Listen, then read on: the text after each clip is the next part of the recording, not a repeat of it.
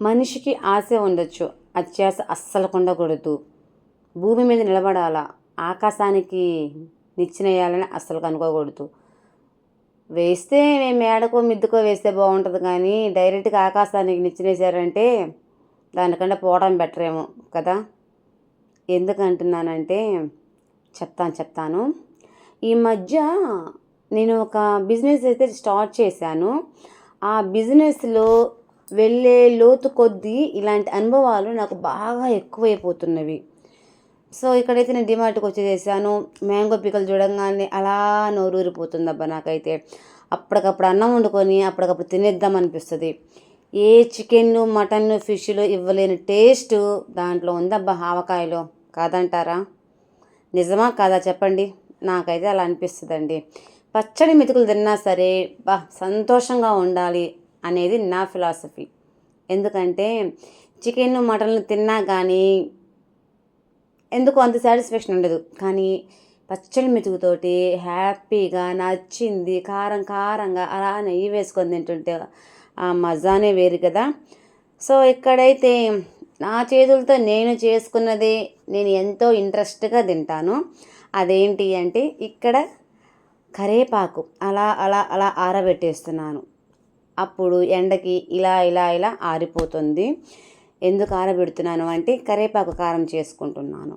అదేంటంటే అట్టు మీద అలాగా నూనెనో నెయ్యినో వేసేసి ఇలా కారప్పొడి చల్లుకొని అలా దోరగా వేయించుకొని అబ్బబ్బా ఎంత బాగుంటుంది చెప్పండి. సో ఏదైనా సరే ఇంట్లో ప్రిపేర్ చేసుకుంటే బాగుంటుంది. ఖర్చు తగ్గుతుంది, ఆరోగ్యానికి ఆరోగ్యము. ఇంకోటి మన కళ్ళతో మనం చేసుకున్నాం కాబట్టి ఎంచక్క ధైర్యంగా తినేయచ్చు. ఏంటి ధైర్యంగా తినేయచ్చు, బయట కొన్న ఈ ధైర్యం తినలేకపోతున్నామా అనుకుంటారా? గుండె మేము చేసుకొని చెప్పండి. ధైర్యంగా మేము హ్యాపీగా సాటిస్ఫాక్షన్ తోటి తృప్తిగా మేము తింటున్నాము అని ఖచ్చితంగా లేదు. అది ఏదైనా సరే, ఏ ఐటెం అయినా సరే ఖచ్చితంగా కల్తీ అనేది ఖచ్చితంగా 10%, 20%, వీలైతే 30% కాదు 50% అయినా కల్తీ అనేది ఉంటుంది. ఫర్ ఎగ్జాంపుల్ నెయ్యిలో చూసారా డాల్డా ఈక్వల్ అవుతుంది. షుగర్లో చూసారా ఏం కలుస్తుందో, చక్కెర కలుస్తుంది. నూనెలో ఏదైనా సరే ఎనీ ఐటమ్, బియ్యం కూడా ప్లాస్టిక్ బియ్యం వస్తుందని అంటున్నారు. ఏదైనా సరే ఖచ్చితంగా బయట బిజినెస్ చేసేవాళ్ళు ఖచ్చితంగా నేను చెప్తున్నాను, ఇది అబద్ధం కాదు నిజం, కల్తీ అనేది ఖచ్చితంగా ఉంటుంది. సో సాధ్యమైనంత వరకు ఇంట్లో న్యాచురల్గా తీసుకుంటే, ఇప్పుడున్న రోజుని బట్టి చెప్తున్నాను, మంచి హెల్తీ అనమాట. సో ఇక్కడ వచ్చేసేటప్పటికి ఇంకోటి ఎగ్ చూపిస్తున్నాను చూడండి. ఎగ్ కూడా కల్తీనే. అది చాలా వరకు బాగా ఉడకబెట్టాను, అయినప్పటికీ బయట తోలు సరిగా రాలేదు. సో కల్తీ అయితేనేనండి ఇలాంటి జరిగేవి. సో పచ్చడి చేశాను, తర్వాత ఆలు ఎగ్ కర్రీ కూడా చేయాలని చూస్తున్నాను. ఇక్కడ పచ్చడి నాకు చాలా ఇష్టం, చెప్పాను కదా మీకు. పచ్చడి కారంగా తింటేనే నాకు నా నోటికి మంచిది అది. సో ఫ్రెండ్స్, ఇందాక నేను ఏదో బిజినెస్ గురించి చెప్తున్నాను కదా. కొన్ని బిజినెస్ అయితే నేను బాగా ఆచితూచి అడుగు ముందుకు వేసి చేస్తున్నది ఏంటి అంటే, మీరు ఎప్పుడైనా గమనించండి, ఇంట్లో మగవాళ్ళ జీతం మీద ఆధారపడటం అనేది కరెక్ట్ కాదు. లేడీస్ అలా అని బయటికి వెళ్ళి ఉద్యోగాలు చేసి సంపాదించాలా అనేది కూడా కరెక్ట్ కాదు. ఎందుకంటే మెయిన్ మనము ఇంటి పనిని, పిల్లల చదువుల్ని బాధ్యత తీసుకొని అప్పుడు మనం ఏదైనా సరే ఫార్వర్డ్ స్టెప్ అనేది తీసుకోవాలి. ఇక్కడ నేనేమంటున్నాను అంటే, ఎక్కువగా ఆడవాళ్ళు ఇప్పుడు చేస్తున్నది ఏంటి అంటే, ఇంట్లో మనకి వచ్చే రాబడి తక్కువ అవ్వటం వలనో, లేకపోతే ఇంకా ఖర్చులు పెంచుకోవడం వలనో, లేకపోతే పెరగటం వలనో, ఏదైనా సరే సమ్ ఇష్యూస్ వల్ల మనకి డబ్బు చాలా అవసరం అని గ్రహించి చాలామంది మహిళలు ఇంట్లోనే సంపాదించే పనులు ఏమున్నాయా అని అవి నిజంగా చెక్ చేసి మరీ మంచిదో కాదో, ఇప్పుడు కంప్యూటర్ వర్క్స్, డేటా ఎంట్రీ ఉన్నాయి అవి, తర్వాత వచ్చేసి ఏదో చాలానే ఉన్నాయి. ఇప్పుడు వచ్చేసి డిజిటల్ మార్కెటింగ్ అనేది మంచిగా వైరల్ అవుతున్న బిజినెస్. వాటిల్లో సోషల్ మీడియాలో మనం ఎలా అప్రోచ్ అవ్వాలి, ఎలా మెయింటైన్ చేయాలి, ఎలా నేర్చుకోవాలి, ఎలా సబ్జెక్ట్ తెలుసుకోవాలి, ఇంకోటి ఏంటి అంటే దాంట్లో ఎలా మనం మార్కెటింగ్ చేసి మనం ఎలా డబ్బు సంపాదించుకోవాలి, ఇలాంటివి చాలానే మంచిగా చెప్తున్నారు. నేర్చుకొని మన ఇంట్లో కూడా చేసుకొని మంచిగా ఎర్న్ చేసుకోవచ్చు. అలానే సోషల్ మీడియాస్లో ఫేస్బుక్లో, ఇన్స్టాలో, యూట్యూబ్లో ఎలా సంపాదించుకోవచ్చు ఇలాగ చాలామంది చేస్తున్నారు.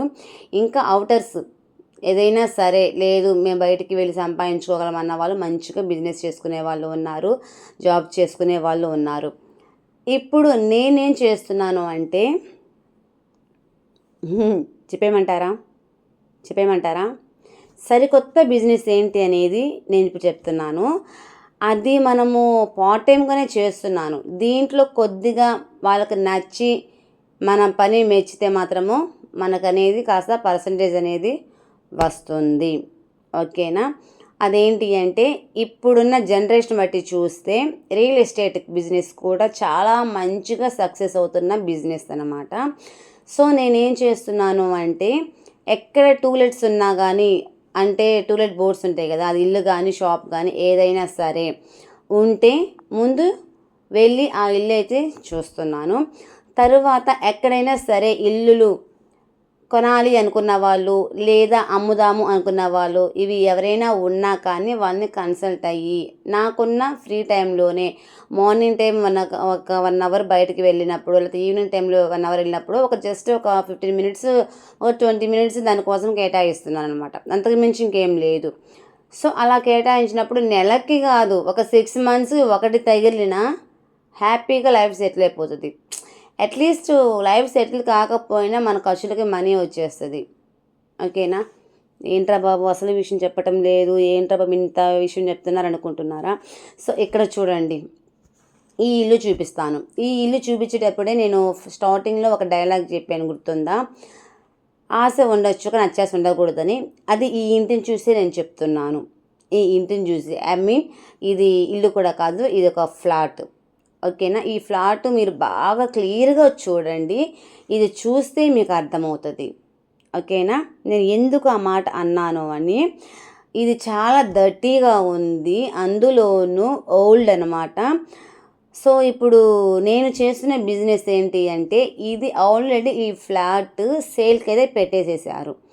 ఇది నేను ఫస్ట్ చూసి ఎంతకు అమ్ముతున్నారు ఏంటనేది ఫస్ట్ నేను సబ్జెక్ట్ తెలుసుకుంటే నేను ఇంకొకరికి ప్రిఫర్ చేయడానికి బాగుంటుంది అని నేనైతే డిసైడ్ అయ్యాను.